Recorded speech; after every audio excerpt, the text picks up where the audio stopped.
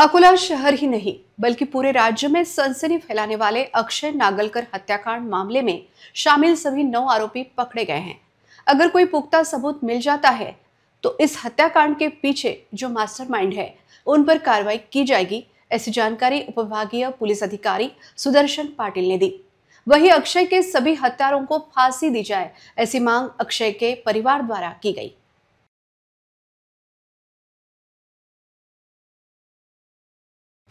22 अक्टूबर को शाम 5 बजे के दौरान अक्षय नागलकर अपने घर से यह कहकर निकला था कि वह 15 मिनट में वापस आएगा, लेकिन पूरी रात बीतने के बाद भी वह घर नहीं लौटा। तो उसकी मां ने 23 अक्टूबर को डाबकी रोड पुलिस थाने में उसकी गुमशुदगी की रिपोर्ट दर्ज की। घटना के दिन आशु वानखेड़े के साथ वह मोटरसाइकिल पर जाते परिसर के लोगों ने देखा था, लेकिन जिस दिन पुलिस थाने पर मोर्चा निकला उस दिन आशु वानखेड़े मोर्चे में शामिल था। लेकिन पुलिस की जांच टीमों ने मिली गुप्त सूचनाओं के आधार पर और तकनीकी विश्लेषण के आधार पर मुख्य आरोपी चंद्रकांत बोरकर, आशु वानखेड़े सहित श्री कृष्ण भाकरे, अशोक उर्फ ब्रह्मा भाकरे, पांडुरंग भाकरे, रोहित पराते, अमोल उन्हाले, नारायण मेसरे, आकाश शिंदे तथा शिवा माली को गिरफ्तार किया। सभी आरोपियों की गिरफ्तारी के साथ ही हत्या की पूरी वारदात और अक्षय की लाश को ठिकाने लगाने के तरीके का खुलासा पुलिस ने किया था। नागलकर परिवार का एक लड़का जेल में कैद है, जबकि दूसरे लड़के की अत्यंत निर्घुणता से हत्या होने के बाद पूरा नागलकर परिवार सदमे में आ गया है। घर में कमाई करने वाले दोनों ही भाई बिछड़ने के कारण परिवार पर उदर निर्वाह का संकट निर्माण हो गया है।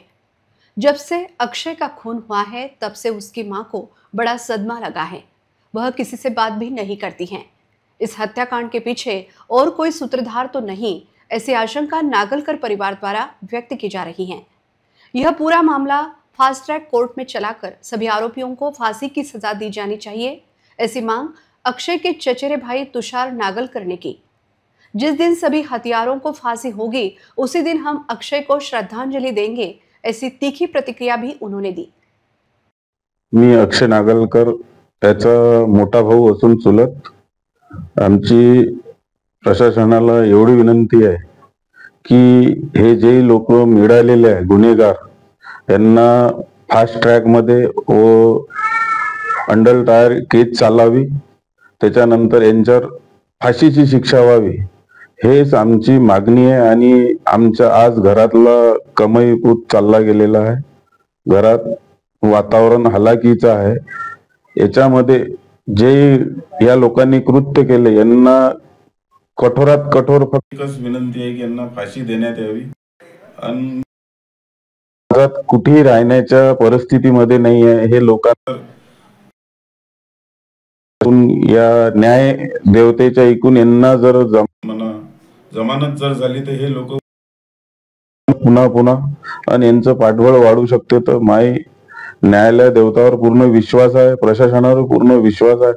कृपा करून यांना फास्ट ट्रॅक मध्ये आणि अंडर टायर केस चालवावी आणि आमच्या भावाला आम्ही भावपूर्ण श्रद्धांजली तेच अर्पण करू। ज्या दिवशी या लोकांना फाशीची शिक्षा होईल त्याच दिवशी आम्ही आमच्या भावाची पूर्ण श्रद्धांजलि अर्पण करूं। फिलहाल इस मामले में सभी आरोपी गिरफ्तार हो चुके हैं।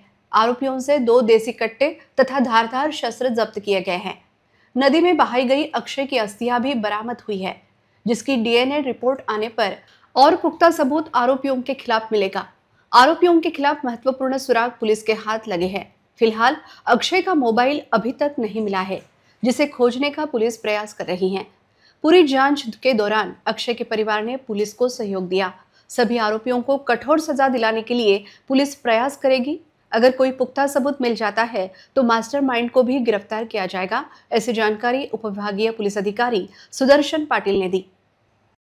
दिनांक 22 तारखेला अक्षय नागलकर यांची मिसिंग झालेली होती। 23 तारखेला त्याबद्दल missing Dabki road police station येथे दाखल करण्यात आली होती आणि मिसिंगच्या चौकशीमध्ये असं निष्पन्न झालं की त्यांची हत्या झालेली आहे। त्याच्यावरून डाबकी रोड पोलीस स्टेशन येथे 337/25 हा गुन्हा दाखल करण्यात आला, 302 प्रमाणे मर्डर। आणि त्यानंतर मग त्या घटनेची सगळा तपास सुरू झाला। माननीय पोलीस अधीक्षक साहेबांच्या सूचनेप्रमाणे तो तपास माझ्याकडे आला आणि त्यानंतर त्या तपासाची सुरुवात झाली.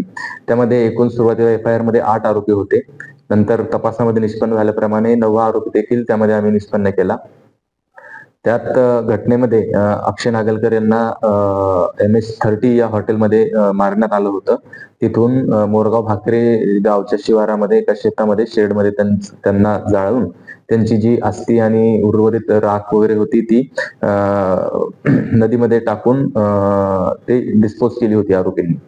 तर हा अतिशय चॅलेंजिंग हा तपास होता. याच्यामध्ये कुठलाही पुरावा आमच्याकडे नव्हता आणि त्याच्यामध्ये डेड बॉडी सगळ्यात महत्वाची असते 302च्या तपासामध्ये, परंतु ती डेड बॉडी सुद्धा आमच्याकडे नव्हती. आणि तपासादरम्यान मग एक क्लू आम्हाला मिळत गेले आणि सर्वप्रथम आम्हाला मृतकाची अस्थी आणि जे झालेलं जे सगळं साहित्य होतं ते आम्हाला रिकव्हर झालं आरोपींकडून. त्यानंतर ज्या कोयत्यानी वार करण्यात आला होता तो कोयता देखील रिकव्हर करण्यात आला. तसेच त्या गुन्ह्यामध्ये काही अग्निशस्त्राचा वापर झाल्याचं आम्हाला मिळालं होतं. त्यानंतर इंटरोगेशन मध्ये आम्हाला ती माहिती मिळाल्याप्रमाणे आम्ही 2 अग्निशस्त्र देखील या गुन्ह्यामध्ये रिकव्हर केलेले आहेत. आणि अशाप्रमाणे याच्यामध्ये खूप चांगल्या पद्धतीने पुरावे आमच्याकडे आता या गुन्ह्याला सपोर्ट करण्यासाठी उपलब्ध आहेत. आणि हा गुन्हा याचं जे भविष्यामध्ये तपास करून मान्य न्यायालयामध्ये गेल्यानंतर याच्यामध्ये जास्तीत जास्त शिक्षा कशी होईल याबाबत आम्ही प्रयत्नशील आहोत. माननीय पोलीस अधीक्षक साहेब, अपर पोलीस अधीक्षक साहेब याच्यावर लक्ष ठेवून आहेत आणि यातील आरोपींना कठोरातली कठोर शिक्षा व्हावी यासाठी आम्ही कटिबद्ध आहोत. त्याचप्रमाणे जे मृतकाचे जे नातेवाईक आहेत त्यांनी देखील अतिशय चांगलं सहकार्य आम्हाला या तपासामध्ये केलेलं आहे आणि आमचा देखील त्यांच्याशी कंटिन्यू संवाद सुरू आहे. त्यांना देखील या तपासाची वेळोवेळी आम्ही माहिती देत आहोत. त्यासाठी DNA चाचणी आम्ही करणार आहोत, कारण शेवटी टेक्निकल एव्हिडन्स हा फायनल असतो. तर DNA चाचणी नंतर आम्ही त्याच्यावर संक्षिप्तपणे आपल्याला त्याबद्दल बोलता येईल. आता सध्या तरी आरोपी वाढण्याची शक्यता दिसत नाहीये, कारण जेवढे धागेदोरे होते, जे काही कॉन्स्पिरसी डेव्हलप झालेली होती त्यामध्ये इन्व्हॉल्व जी लोक होती ती सर्व आता अटकेमध्ये आहेत. परंतु भविष्यामध्ये अजून काही क्लू जर मिळाला किंवा काही कोणाची इन्व्हॉल्वमेंट याच्यामध्ये आहे असं दिसलं तर चौकशीमध्ये त्या गोष्टी आम्ही पुढे आणू. मृतकाचा मोबाईल अजून मिळालेला नाहीये, पण त्याचा आम्ही शोध टेक्निकली आणि फिजिकली देखील घेण्याचा प्रयत्न आमचा सुरू आहे.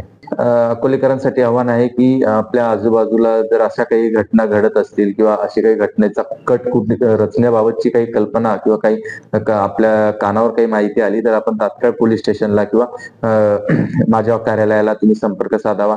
त्याचप्रमाणे अफवा असतात, अफवांवर विश्वास ठेवू नये, कारण शेवटी पोलीस हे टेक्निकल एव्हिडन्स आणि जे कायदेशीर कायदे पद्धती आहे त्यावर आधारित राहून तपास करून न्यायालयामध्ये दोषारोप सादर करत असतात. आणि नागरिकांना हे आव्हान आहे की अफवा आणि विनाकारण खोट्या बातम्यांना आणि खोट्या अफवांवर विश्वास ठेवून आपल्या परिसरातील शांतता भंग होईल असं काही होऊ देऊ नये. धन्यवाद. अक्षय की हत्या करने के बाद सभी आरोपियों ने सबूत मिटाने के लिए उसकी लाश को जलाकर पूरी राख नदी में बहा दी, लेकिन पुलिस ने भी एक सबूत जुटाकर सभी आरोपियों को गिरफ्तार किया है, जिसके लिए सभी पुलिस की प्रशंसा कर रहे हैं।